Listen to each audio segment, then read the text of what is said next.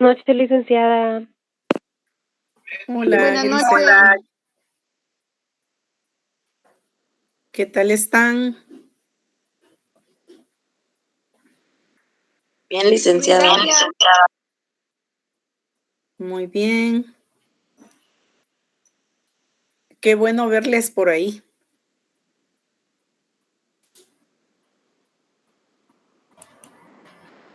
La verdad que no les quería entregar sus notas para que se las entregara a control académico, pero no hemos tenido, hasta el día de hoy, no tenemos los formatos oficiales. Entonces, y como ustedes ahí estaban ansiosos por ver sus notas, pues entonces mejor se las compartimos. Muchas gracias, licenciada. Ahí estamos a la orden, Yasmín. Solo les digo algo, para los que tengan alguna cuestión ahí que decirme de las notas, los voy a estar atendiendo en privado a título personal. Entonces, Alex, ¿usted tenía algo que decirme de eso? Buenas noches, licenciada. Sí, fíjese que a mí no me aparece nota. Habría que verificar porque yo no sé si usted aparecía en un listado que yo les envié en el chat, porque por ahí les envié y el punto era que había que resolverlo, ¿verdad? Entonces, después de la clase, si quiere, platicamos. Muy bien, licenciada. Gracias. Muy bien. Sí, Grisel, yo creo que usted es lo mismo, ¿o no? Sí, que tampoco me parece nota, pero lo hice en extemporáneo. Pues ahí yo les voy a explicar a cada uno, por eso les decía que mejor en privado. Gracias, licenciada. Bueno. Sí, Freddy. Licenciada, buenas noches. Perdone, fíjese que yo en el examen, en el primer parcial, tuve el problema de que no le asigné el número de carnet. No sé si hay problema con eso, pero sí me apareció nota, ¿verdad? Pero no me aparece el número de Le carnet. aparece, pero sin carnet. Exacto. Le aparece sin carnet. En la próxima, si usted le colocó al segundo parcial carnet, entonces le va a aparecer la próxima vez. Ok. No, es que estaba con esa duda. Dije, entonces, si tengo que hacer algo, pues mejor le pregunto a usted qué tengo que hacer, ¿verdad? Sí, de todas maneras, yo le voy a revisar eso y nos comunicamos. Va, muchas gracias, licenciada. Me lo recuerda, por favor. Sí, Cristian. Buenas noches, licenciada. Fíjese que a mí sí me aparece nota, pero el número de carnet que aparece asignado con mi nombre no es mi número de carnet correcto. No sé si algún problema con eso. Fíjese que también por eso se los pasé. Fíjese que yo, la verdad, como le digo, no quería porque yo necesitaba y sigo necesitando información oficial y no la tenemos hasta ahora. Y yo quería, bueno, y eso sí va para todos, que revisen su número de carnet, porque los números de carnet se tomaron de los exámenes que ustedes subieron, pero hay números que no están bien hechos, o sea, no están bien escritos. Por ponerles un ejemplo que me recuerdo, hay números de carnet que llevan número 9, por decir algo. Entonces, ustedes hacían el 9 abierto, que más parecía 4 que 9, para ponerles un ejemplo. Entonces, hay errores en cuanto a eso para algunos. Yo creo que no va a ser solo usted, Cristian, sino en la letra que es poco legible y los números también. Ahí fue imposible. Habían también carnet que tenían más dígitos. Entonces, Pero, ya uno pero no no hay ningún sabía problema cuál es. con la nota, licenciada. No, con la nota no hay problema si está su nombre, pero sí hay que corregir el número de carnet y ustedes tienen que escribirlo bien. Entonces, Bueno, muchísimas gracias, yo no, licenciada. Yo no sé si usted lo escribió bien en su segundo parcial y si no, usted me lo envía y entonces al calificarle yo le reviso. Muchas gracias, licenciada. Muy bien. Pero ahí es por otra razón, Alex. Entonces lo vamos a platicar. Y hay que revisar por qué. Gracias, licenciada. Solo lo ubico a usted porque solo Alex Herrera decía ahí también. Entonces hay que revisar. Muy bien. Ahora sí ya no hay, ya no hay más. Entonces, sí, lo vamos a ver, Alex. Oye. Al terminar la clase, te escribo entonces, licenciada. Va, está bien, con mucho gusto. Gracias. Entonces, les decía, también es bueno que observen sus números de carnet para que vean si están correctos. Eso va para todos, para todas. Ya entrando en materia, ¿se recuerdan de qué contratos hablamos en la última sesión?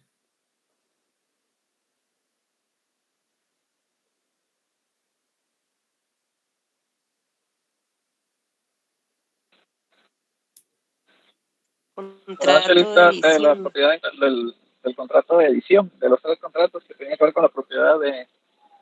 Hablamos de contratos de propiedad intelectual. Son 4 los contratos que estamos viendo ahí, Gabriel. A ver, ¿quién se recuerda de ese nombre de los contratos? Son 4.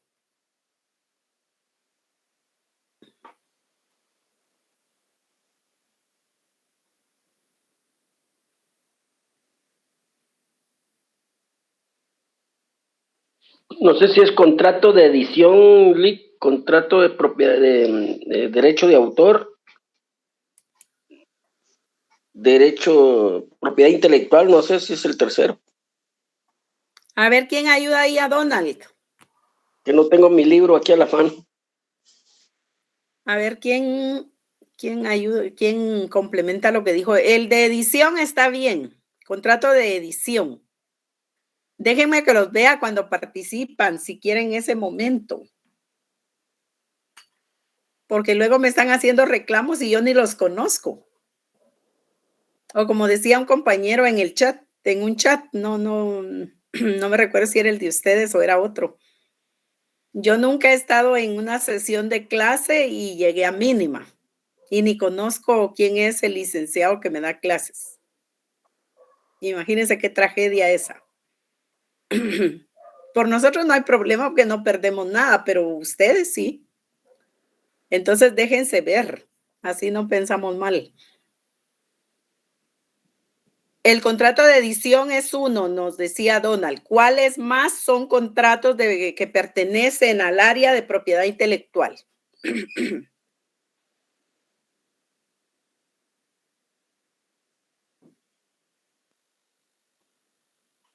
Será el contrato de edición y Contrato obra de anónima. fijación de... A ver. Contrato de representación, ejecución pública y contrato de fijación de obra. Ahí tenemos 13, Yasmín. Tenemos el contrato de edición que ya nos decía Donald. Tenemos el contrato de representación.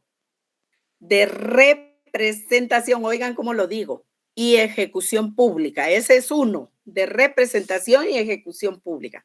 Porque hay que representar y hay que ejecutarlo en público. Por eso se llama así. Y tenemos el de fijación de obra. Ahí tenemos 3 de propiedad intelectual. Magalí, usted nos quería decir algo. Sí, liga lo mismo del contrato de fijación de obra y de representación pública y el contrato de licencia de marca. El contrato de licencia de uso de marca, no se coma el uso. Contrato de licencia de uso de marca. Les quiero hacer una observación que no hice en la clase anterior, pero vean que se refleja en las notas la gente que está en clases, ¿verdad? Uno la va ubicando y va viendo que están en sintonía con lo que uno les está preguntando, ¿verdad? Entonces, es bien importante que ustedes adviertan esa reflexión porque ahí se dan cuenta que ustedes no están perdiendo su tiempo cuando dicen hay clases y vamos a estar en la sesión de clases, ¿verdad? ¿Por qué? Porque yo veo que sí se refleja en las notas que ustedes han estado en clase y se refleja a los que no están también, ¿verdad? Entonces, por favor, vean eso como algo positivo para ustedes. Encontramos entonces, Magalí, hoy no se deja ver usted. Encontramos que tenemos el contrato de edición que decía Ronald, tenemos el contrato de representación y ejecución pública, tenemos el contrato de fijación de obra y el contrato de licencia de uso de marca. También puede ser contrato de enajenación de la marca, ¿verdad? Pero vamos a estarnos ubicando en esos 4 primeros contratos que nos decía Gabriel, que son contratos de propiedad intelectual. Entonces, a los que usted creía que eran 3, Gabriel, solo le adicionamos el contrato de licencia de uso de marca, ¿sí? Entonces, vayámonos, yo necesito que por favor tengan su ley de derecho de autor y derechos conexos y su ley de propiedad industrial. Cuando la tengan, por favor, me avisan para que yo ya sepa que la tienen.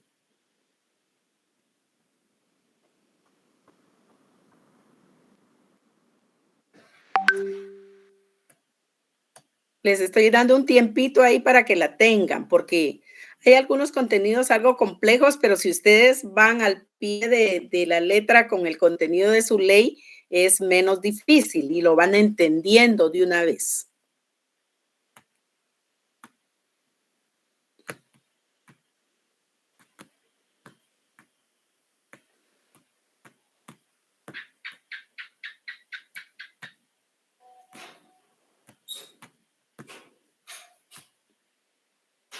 Por favor, alguien que la tenga me avisa.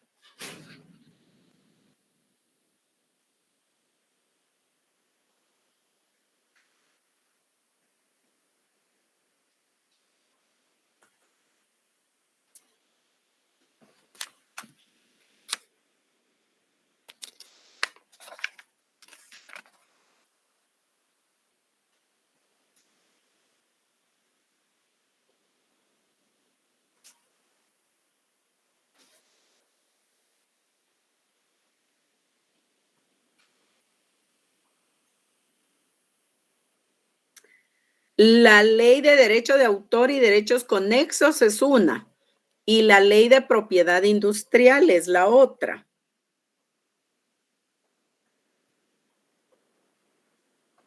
Para servirle.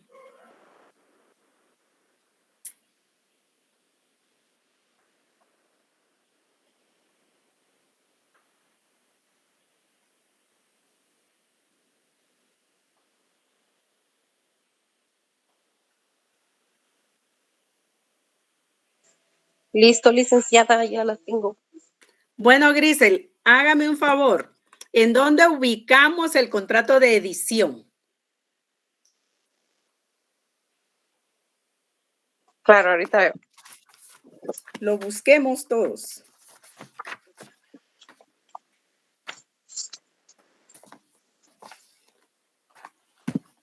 Vamos a hacer un repaso después del segundo parcial que ustedes apenas lo terminaron. ¿Cuándo lo terminaron ustedes? El lunes. Artículo 84, Sara. Muy bien. Léanos, por favor, el 84, ya que lo tiene ahí, Sara. Ubiquémonos todos, estamos en el 84.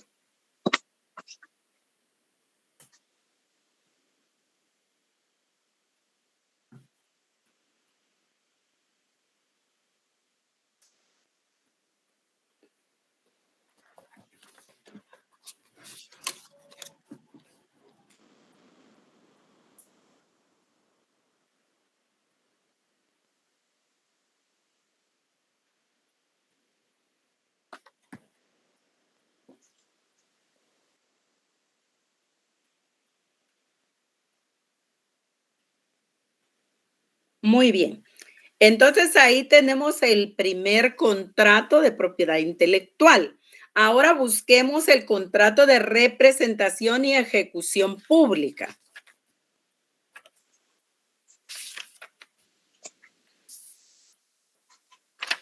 A ver quién lo encuentra que nos diga. Lo molesto, Juan Armando, si lo hace favor de leer.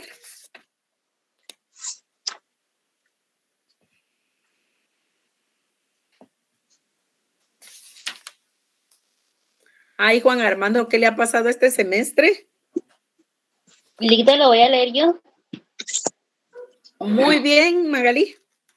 Por el contrato de representación o de ejecución pública, el autor de una obra literaria, dramática, musical, dramático-musical, pantomima o coreografía o su derecho ambiente cede o autoriza a una persona natural o jurídica el derecho de representar o ejecutar públicamente su obra. A cambio de una remuneración, el contrato podrá contener estipulaciones respecto a los actores que desempeñarán los principales papeles, detalles del vestuario y descripción del escenario. Muy bien, gracias, Magalí. Entonces ahí tenemos otro contrato de propiedad intelectual. Vayámonos donde encontramos el contrato de fijación de obra. En el 101, licenciada. Por favor, Grisel. Muy bien, Juan Armando. Por el contrato de fijación de obra, el autor autoriza a una persona natural o jurídica a incluirla en su obra audiovisual o fonograma para su reproducción y distribución a cambio de una remuneración previamente acordada. Muy bien. Entonces ahí tenemos otro contrato de propiedad intelectual. Tenemos el tercer contrato de propiedad intelectual de los que estamos viendo. Ahora váyanse a su ley de propiedad industrial. Ahí tenemos que buscar el contrato de licencia de uso de licencia de uso de marca. El contrato de licencia de uso de marca.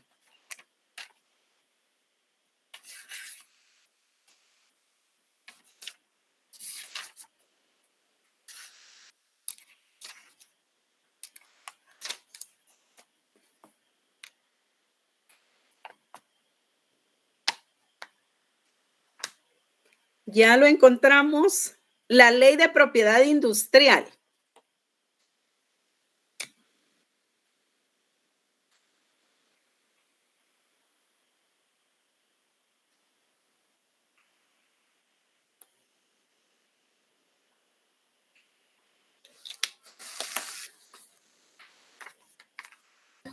Está en el artículo 45, Ligda. Por favor, Adonías, ¿nos puede leer el artículo 45? Lo vamos a ir analizando ahí cada uno, por eso necesito que tengan su ley. Por favor. Ahorita, Ligda. Dice, el titular de derechos sobre una marca registrada puede conceder licencia a un tercero para usar la marca. El contrato de licencia debe constar por escrito, pero si es otorgado en idioma distinto al español, el documento deberá ser debidamente legalizado y contar con traducción jurada. Perdón. Salvo estipulación en contrario que conste en el contrato de licencia, serán aplicables las siguientes normas. Inciso A. El licenciatario tendrá derecho a usar la marca durante toda la vigencia de su registro, incluidas sus renovaciones en todo el territorio del país y con respecto a todos los productos o servicios para los cuales estuviera registrada la marca. B.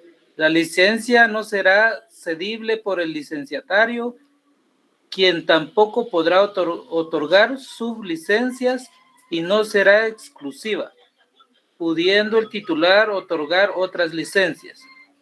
C. Si la licencia estuviera estuviera inscrita, el licenciatario exclusivo podrá ejercer en nombre propio las acciones legales de protección de la marca como si fuera el titular de la misma. Y D, cuando la licencia se hubiese concedido como exclusiva al titular, no podrá conceder otras licencias en el país respecto de la misma marca para los mismos productos o servicios, ni podrá usar por sí mismo la marca en el país respecto de esos productos o servicios.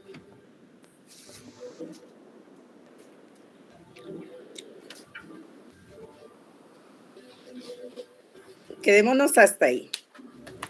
Entonces, vean, tenemos un siguiente contrato.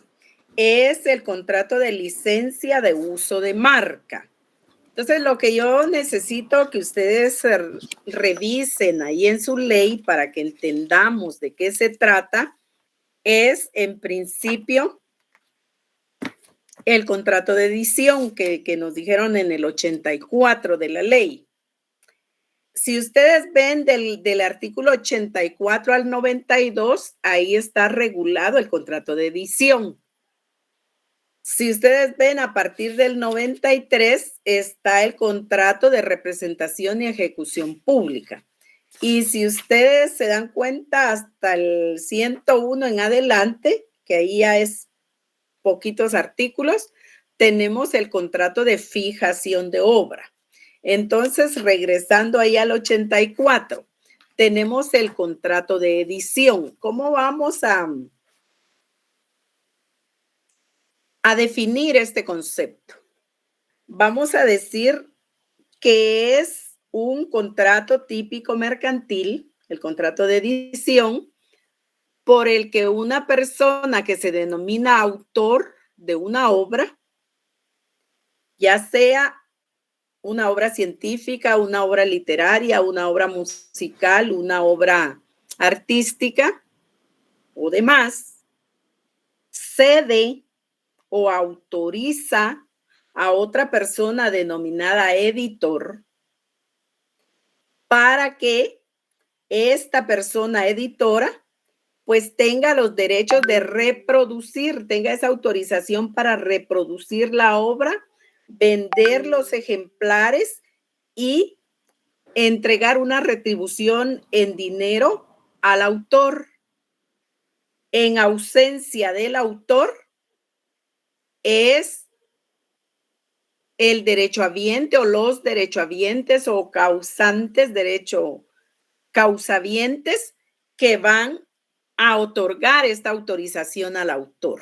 Entonces, si está el autor, va a ser el autor quien cede ese derecho o quien autoriza al editor a que edite la obra de su autoría, la edite y luego de editarla la publique y luego de publicarla la coloque en el mercado. Eso quiere decir publicarla, ¿verdad? Para que a cambio de un precio, una retribución en dinero que le va a entregar al autor o a los derechohabientes, pues él pueda comercializar esa obra. Entonces vemos que ahí tenemos clases de obras científicas, literarias, artísticas y musicales, solo para refrescar. Todo esto es contenido de Mercantil 1. Para refrescar ustedes, ¿qué ejemplos me darían de esa obra científica, de esa obra literaria, de esa obra artística y de esa obra musical?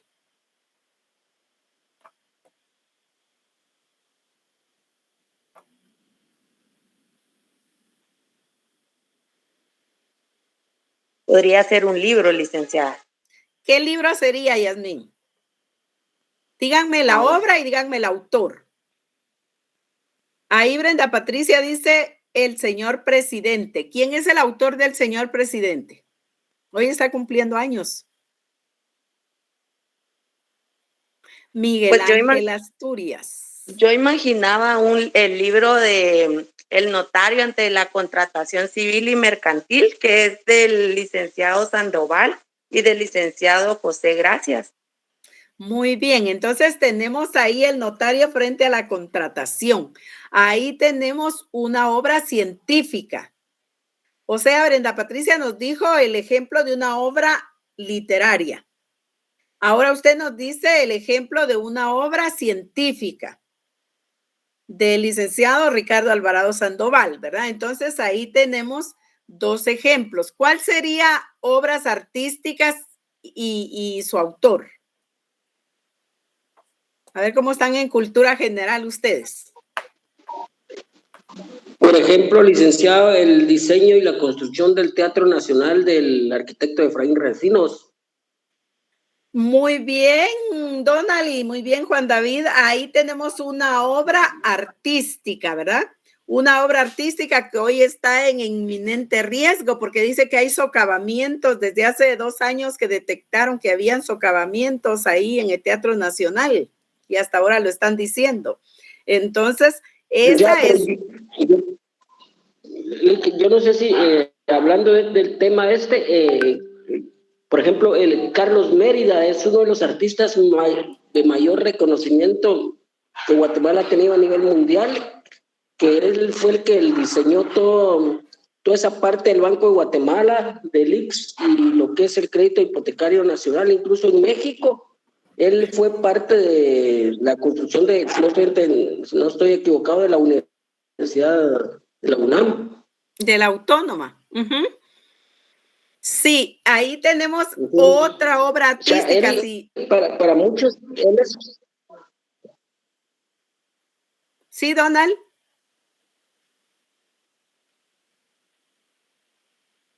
No le decía yo que es de los artistas con mayor prestigio a nivel internacional. Lo que pasa es que en Guatemala tenemos tan poca cultura, tan poca educación, que nosotros, la verdad, es penoso cuando se le pregunta a alguien y no conoce quién es. Por ejemplo, quién es Raúl Aguilar Batres. También, por ejemplo, muy pocos conocen quién es Raúl Aguilar Batres. Hay gente que contesta, es el nombre de la calzada que lleva su nombre, pero él fue uno de los diseñadores de la ciudad de Guatemala, de los colectores y todo ese tipo de cosas que hasta ahora tienen muchos problemas porque no se le ha dado el mantenimiento. Sí, así es. Uno de los mejores ingenieros que ha producido la Universidad de San Carlos de Guatemala y que trabajó en ese diseño y orden territorial de la ciudad de Guatemala, ¿verdad? Igual Manuel Colom Argueta con el periférico, ¿verdad? Y con todas las obras que ustedes observan ahora, de todo eso fue prediseñado desde la época de Manuel Colom Argueta cuando fue alcalde, en 1970. Imagínense ustedes, qué creativos ellos. Entonces, vean, tiene razón Donald, por eso yo les decía cómo estamos en cultura general, porque si ustedes van, por ejemplo, al Banco de Guatemala, como bien dijo Donald, al Crédito Hipotecario Nacional, al Instituto Guatemalteco de Seguridad Social, ahí vamos a encontrar grandes obras. Vayan a ver ustedes todos los vitrales que hay ahí, que son obra de Carlos Mérida, ¿verdad? Igualmente Efraín Recinos, miren ese Teatro Nacional. Entonces encontramos ahí grandes obras artísticas, no son solo ellos, ¿verdad? Tenemos también Galeotti Torres, por ejemplo. Tenemos también Manolo Gallardo, hablando de artistas guatemaltecos, ¿verdad? Encontramos ahí muchas obras artísticas. Miguel Ángel, ya saliendo de Guatemala, ¿verdad? Si ustedes van a la Capilla Sixtina, Miguel Ángel, David, la Mona Lisa, tenemos también, esas son obras de arte, por eso son obras artísticas. Igual tenemos obras musicales. ¿Cuáles serían obras musicales? La que a ustedes se les ocurra, solo que sepan el autor y la obra.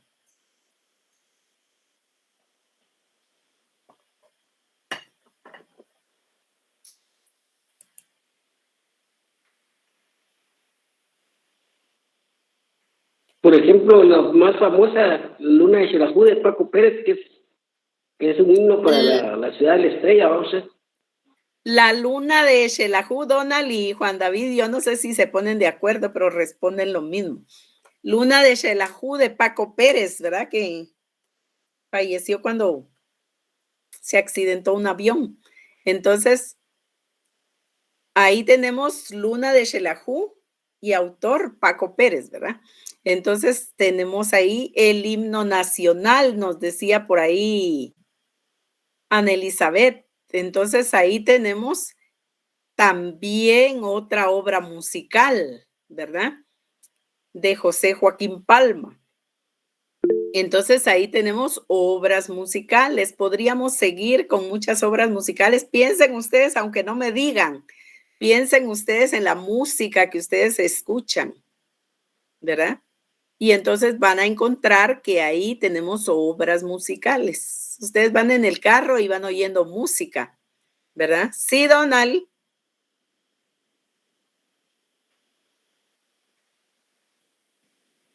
Donald quería decir algo. Ahí tiene la manita levantada, Donald. El ferrocarril de los Saltos, Juan Armando, de don Domingo Betancur, ¿verdad? Ese es puro Quesaltenango, yo creo. Entonces, vean, tenemos obras musicales, ya vimos obras artísticas, ya vimos obras científicas. Díganme una obra científica de los cursos que están llevando ahora.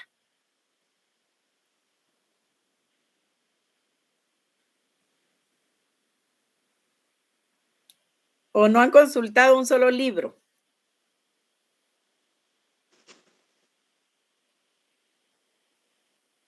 Ya Yasmín había dado un ejemplo del notario frente a la contratación. La forma notarial en el negocio jurídico. ¿De quién es esa obra, Brenda Patricia? Nery Muñoz. Del doctor Nery Muñoz. Muy bien. Tenemos ahí los de derecho penal de Matabella, ¿verdad? Entonces, ahí nos estaba diciendo Juan David, los libros del Derecho mercantil de Ricardo Sandoval. Derecho mercantil del doctor René Villegas Lara. Sí. Ya le vamos a dar el mensaje al licenciado Alvarado que usted lo está confundiendo. Muy buen notario, muy buen docente, el licenciado Alvarado Sandoval. Entonces, muy didácticos sus libros. Entonces, tenemos ahí Derecho Mercantil del doctor Villegas Lara, de Instituciones de Derecho Mercantil del doctor Vázquez Martínez, y podríamos mencionar a muchos más. Pero vean qué otros cursos llevan ustedes. Ya me dijeron, Derecho Internacional Público del doctor Larios, ¿verdad? Entonces ahí ya tenemos otra obra científica. Otra obra de lo que están recibiendo ahora. En no Derecho Internacional Privado también miramos de Larios Ochay. También Larios, del doctor Larios, muy buen docente, el doctor Larios también, y sus libros a mí sí me gustaban mucho. Él fue mi profesor, entonces eran otros tiempos. Entonces ahí tenemos obra científica también. Solo nos falta de derecho tributario, yo creo.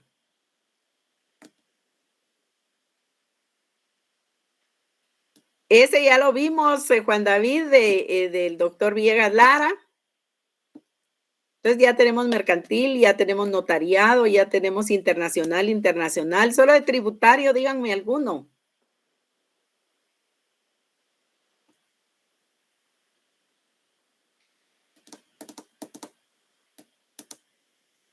Bueno, quedémonos ahí.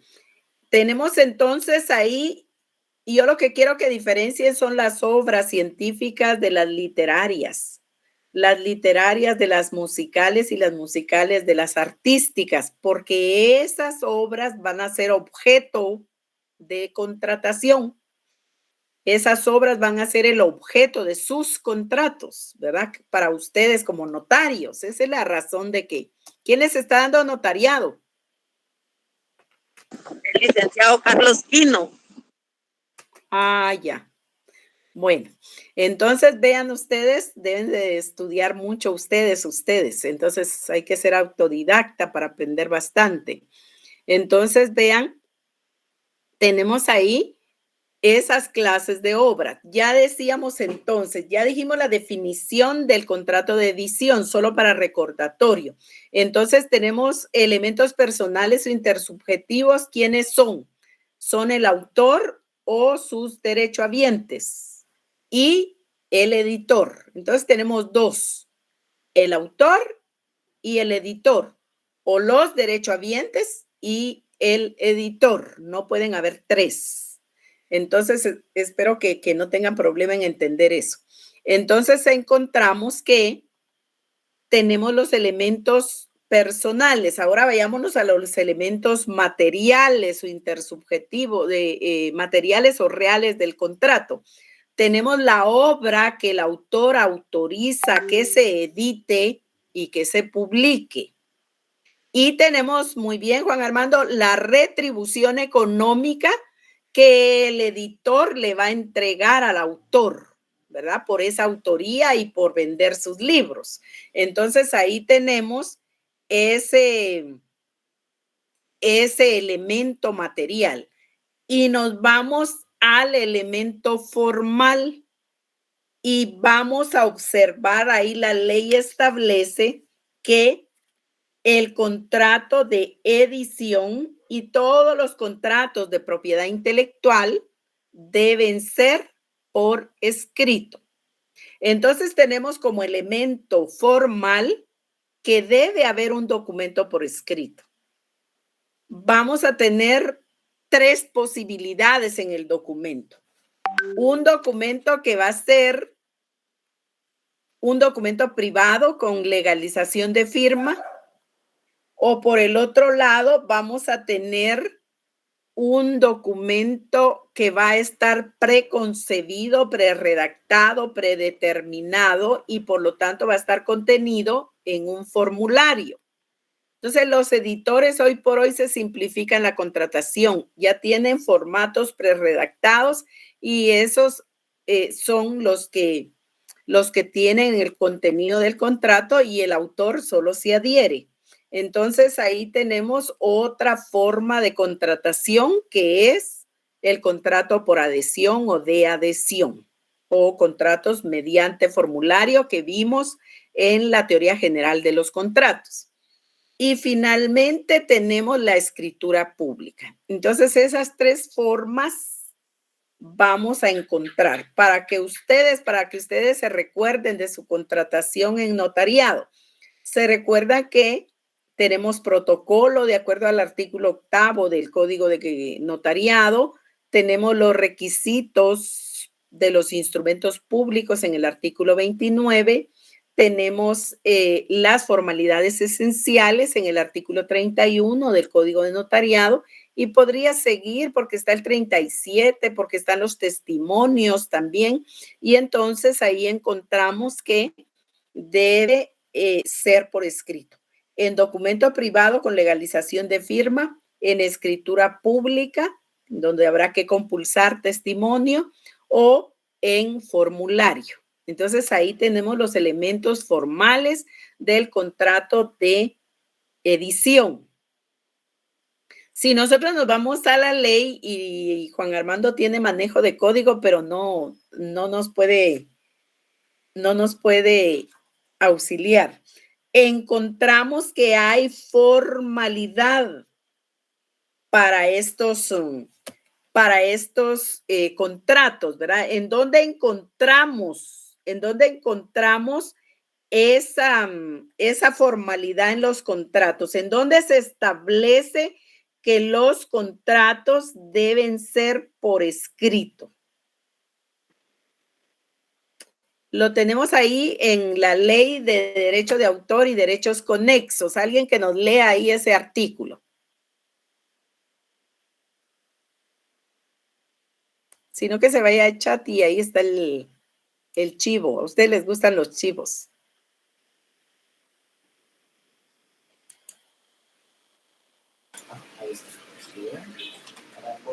A ver, Henry.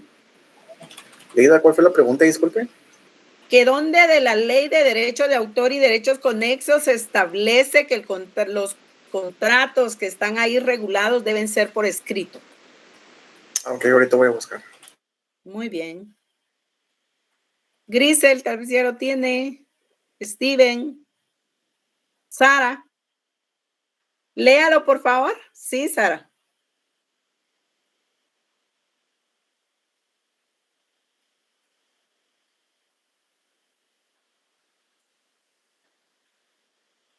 Muy bien. Entonces, ahí tenemos nosotros que los contratos que nazcan y todos los derechos patrimoniales que nazcan de esta ley van a transmitirse, ya sea total o parcialmente, por escrito. Y se presume que esta transmisión entre vivos se realiza a título oneroso. ¿Qué quiere decir eso? Salvo pacto en contrario. ¿Qué quiere decir? Que puede ser a título gratuito también, ¿verdad? Pero en ese caso ya no sería mercantil. Entonces encontramos que estamos frente a los contratos de propiedad intelectual que establece esta ley, que todos van a ser por escrito. Todos los contratos de propiedad intelectual deben crearse por escrito. Se constituyen por escrito, ya sea que el derecho que se transfiera sea total o que sea parcialmente que se va a transferir, va a ser por escrito. Entonces, cuando nos establece la ley que todos estos contratos se va a presumir que van a tener una transmisión de derechos de manera onerosa, significa que nos da características, ¿verdad? Ya tenemos los elementos. Entonces nos vamos a ver las características y encontramos dentro de las características que el contrato va a ser, también antes de las características, yo recuerdo que observamos que había otras clases de obras para edición y encontrábamos ahí que una obra puede ser de autor conocido o puede ser de autor desconocido. Puede ser una obra anónima, ¿verdad? Entonces va a ser desconocido su autor. O puede ser que esté utilizando otro nombre y entonces va a ser una obra con seudónimo. Una obra que sea individual o una obra que sea colectiva. Una obra que sea en colaboración. Ustedes van a colaborar con otro autor para escribir una obra, pero es en colaboración colectiva de varios autores. Puede ser que la obra sea primigenia, original, quiere decir, o puede ser que sea derivada, ¿verdad? Entonces ahí vemos que pueden haber, por ejemplo, hay una obra literaria que se denomina Orgullo y Prejuicio, por ejemplo, de Austen. Esa obra es primigenia de hace muchos siglos. Y luego nos vamos a ver otra obra que se llama Orgullo y Prejuicio de Zombies. Esa es más moderna. Esa es una obra derivada, ¿verdad? Entonces, también tenemos que advertir eso. Les decía que el artículo 72 en esa norma. Sí, Alex, por ahí se los vamos a explicar. Está en el contrato de fijación de obra. Las películas, los videos, Netflix, HBO, Disney, contratos de fijación de obra es lo que contiene. Entonces nos vamos a las características y la primera característica que vemos aquí es que es un contrato bilateral entre el autor y el editor. Encontramos que es oneroso porque media el dinero que le va a entregar el editor al autor. Tenemos otra característica, es un contrato típico, como bien nos dice ahí Juan Armando, porque es un contrato que está establecido en una ley, ya está regulado, tiene un tipo. Entonces es un contrato típico. Es un contrato bilateral, es un contrato oneroso, es de tracto sucesivo porque las obras se van editando y se van publicando, ¿verdad? Y la primera edición y la segunda edición y la novena edición. Eso es en la continuidad del tiempo. Entonces es de tracto sucesivo, ¿verdad? Esas son características de ese contrato. Es un contrato también consensual, porque tan pronto se pone de acuerdo el autor con el editor y el contrato se perfecciona, o los derechohabientes con el editor y el contrato se perfecciona. Entonces ahí tenemos un contrato también consensual. Les decía, es nominado. Cuando es típico o mercantil, también es nominado, porque en la ley tiene un nombre. Entonces ahí tenemos esa característica también. Encontramos a su vez que, les decía, encontramos su definición. Ustedes van al artículo 84 y ahí lo van a encontrar. Encontramos sus elementos personales o intersubjetivos, esos elementos reales que ya explicamos, esos elementos formales que vamos a encontrar que tiene que ver mucho la regulación del Código de Notariado para darle una forma legal. Recuérdense que el notario va a ejercitar esa función asesora, ¿verdad? Entonces va a indicar qué requisitos deben de cumplirse, ¿verdad? Y luego vamos a encontrar que hay una función autenticadora, si es el caso que haya escritura pública o legalización de firmas.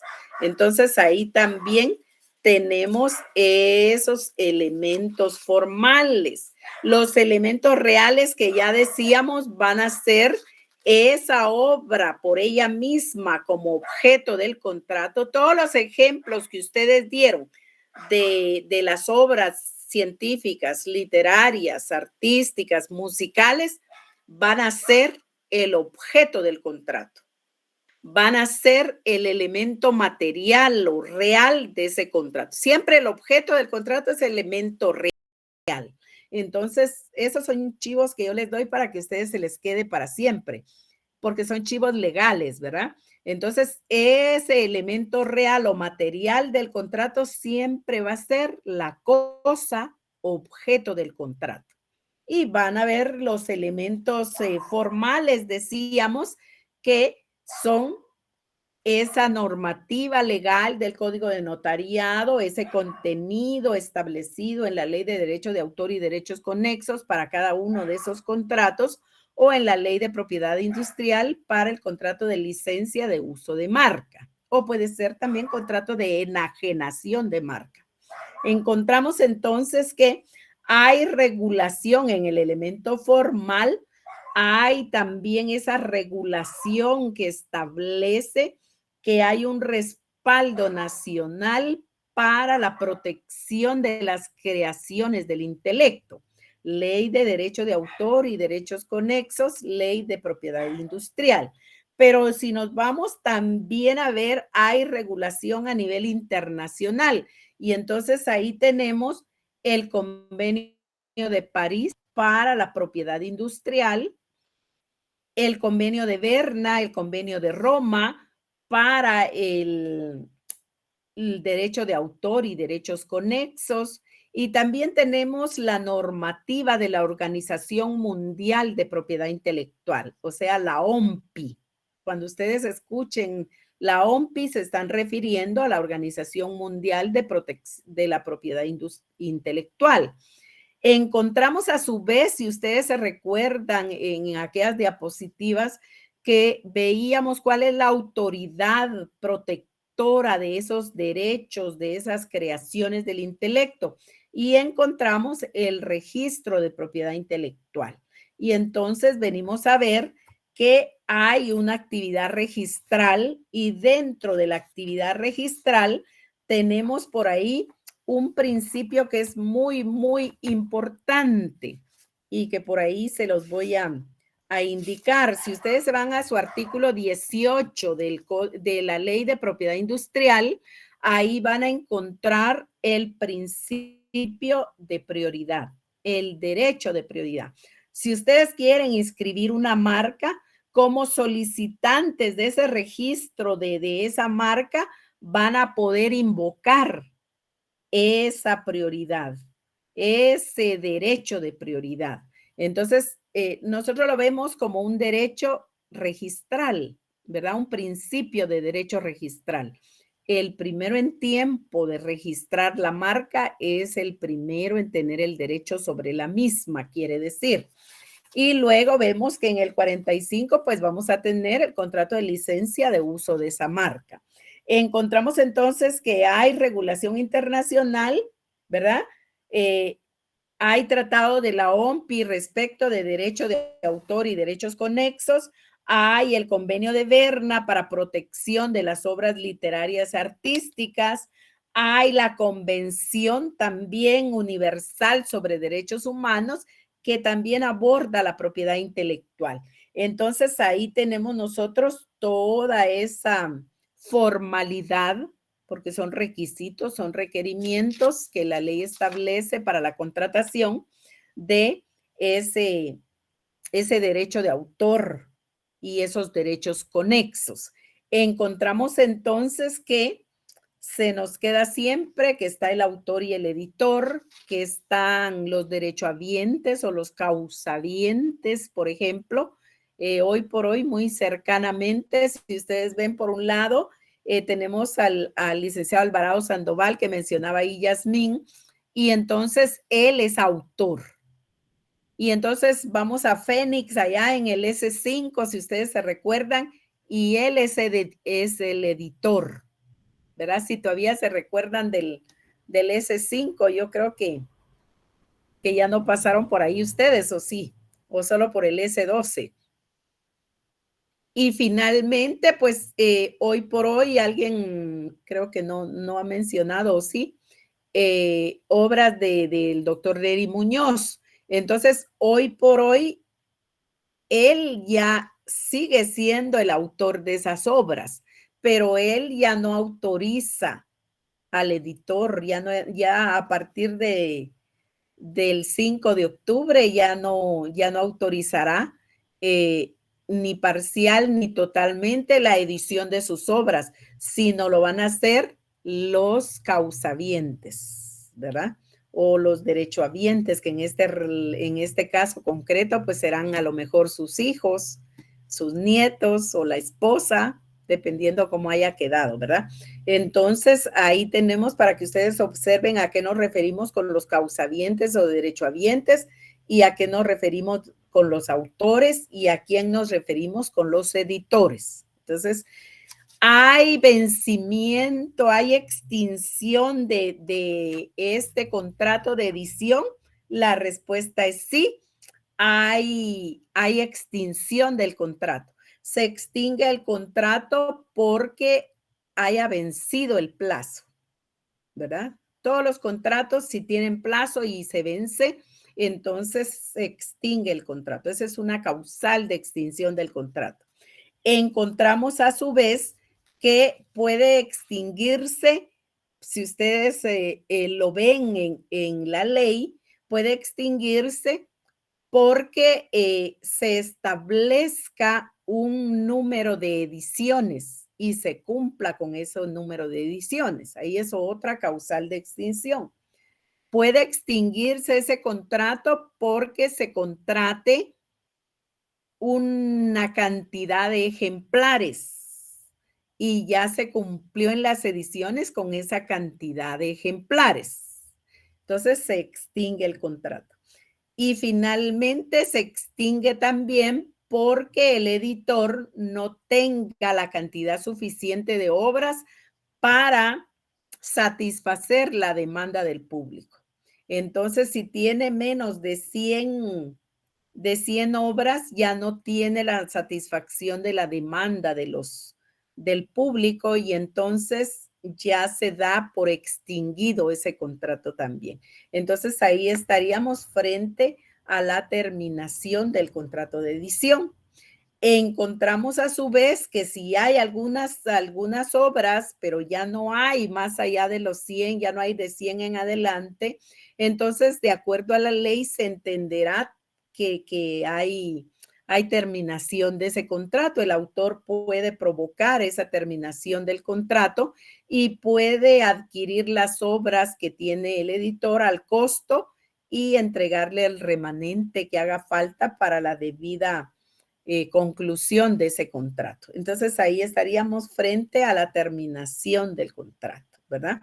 Nos vamos a quedar para el próximo día, que será la otra semana, ya solo para ver elementos y características de los otros contratos mencionados, porque ya los abordamos todos. Y con eso estaríamos ya en los contratos de propiedad intelectual, ¿verdad? Si hay alguna inquietud. Sí, Henry. Buenas noches, disculpe. Solo con referente a las notas, ¿cuándo dijo que podíamos hablar con usted? Disculpe. Ustedes comuníquense conmigo por medio del WhatsApp privado y con mucho gusto ahí voy a estar yo viendo sus asuntos porque ya son a título personal de cada uno. Juan Armando, qué gusto saludarlo. Buenas noches. Lida, ¿y usted cree que es necesario seguir el procedimiento de pedir revisión o cree que solo escribiéndole a usted? ¿Usted quiere revisión? Sí, es que le comento así brevemente, es que la nota sí me parece tendría que ver su examen, con mucho gusto, sí. Pero tendría que ver su examen. Sí, correcto. Bueno, está bien, Lida, entonces igual le voy a escribir y usted me cuenta. Con mucho gusto lo vemos. Gracias, Lida, muy amable. Para servirle. Igualmente, feliz noche. Feliz noche, Jennifer.